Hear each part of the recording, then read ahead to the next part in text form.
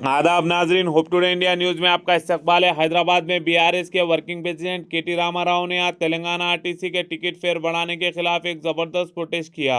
बस भवन के बाहर हुए इस प्रोटेस्ट में पार्टी के senior leaders T Harish Rao, Talasani Srinivas Yadav, Sabitha Indira Reddy और टी पद्माराव गौड भी शामिल हुए।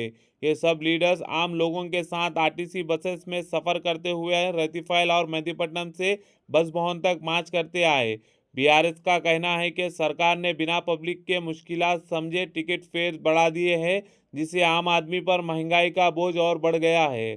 सिर्फ कुछ पुराने मिनिस्टर को बस भवन के अंदर जाने दिया गया, जबकि दूसरे लीडर्स को आरटीसी एक्स रोड पर पुलिस ने रोक लिया। बीआरएस ने सरकार से डिमांड किया कि फेयर हाइक तुरंत वापस लिए जाए, वरना इनका स्टेट वाइड आंदोलन भी ज़्यादा तेज किया जाएगा। मजीद खबरों के लिए होप टुडे इंडिया न्यूज़ को लाइक करें, शेयर करें और सब्सक्राइब करें। సిటీ బస్సు ఛార్జీలు పెంచిందో దాన్ని నిరసిస్తూ బీఆర్ఎస్ పార్టీ తరఫున ఇవాళ చలో బస్ భవన్ కార్యక్రమానికి పిలుపునిచ్చినాము. అక్కడ ఆర్టీసీ యాజమాన్యంతో మాట్లాడి మరి ఇదేనా మీ గవర్నమెంట్ యొక్క ఇన్నోవేటివ్ థింకింగ్ అని అడగబోతా ఉన్నాం. ఇవాళ రాష్ట్ర ప్రభుత్వం ఏం చెప్తోందంటే ఇదేదో చాలా గొప్ప పని మేము చేస్తున్నది అన్నట్టుగా మహిళలకు ఫ్రీ బస్ ఇస్తున్నామని చెప్తున్నారు. మహిళలకు ఫ్రీ బస్సును మేము స్వాగతిస్తున్నాం. కానీ మహిళలకు కూడా ఇవాళ బస్సులో సీట్లు దొరకని పరిస్థితి. మహిళలకు కూడా ఇవాళ ఇబ్బందులు ఎదురవుతా ఉన్నాయి. బస్సుల సంఖ్య పెంచండి, అట్లాగే ఏసీ బస్సులకు కూడా ఫ్రీ బస్సును అమలు చేయండి. మేము కాదనట్లేదు, మేము స్వాగతిస్తున్నాం. కానీ మహిళకు ఫ్రీ అని చెప్పి పురుషుడికి డబుల్ ఛార్జ్ చేసి పిల్లల బస్ పాస్ల ధరలు పెంచితే మరి కుటుంబం మీద భారం పడుతుందా పడదా ఇది ప్రభుత్వం చెప్పాలా. బీఆర్ఎస్ ప్రభుత్వం ఉన్నప్పుడు నెలకు 120 కోట్ల మరి గ్రాంట్ ఆర్టీసీకి ఇచ్చి సంవత్సరానికి 11500 కోట్ల గ్రాంట్ ఇచ్చి ఆర్టీసీని కాపాడుకునే ప్రయత్నం చేసినాం. మీరు ఇవాళ 2 పనులు చేస్తున్నారు.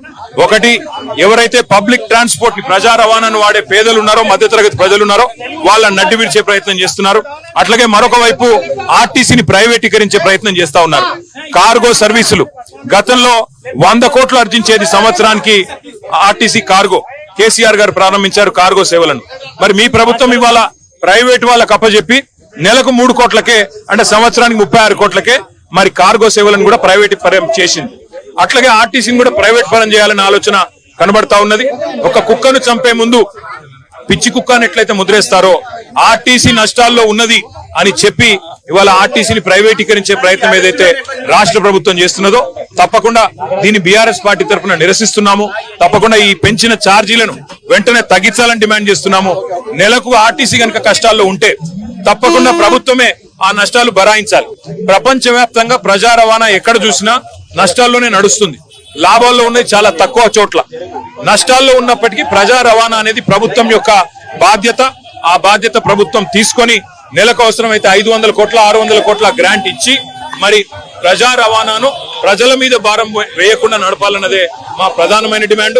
అట్లాగే ఆర్టీసీ ఉద్యోగులకు ఇచ్చిన ప్రతి మాటను ప్రభుత్వం నిలబెట్టుకోవాలి.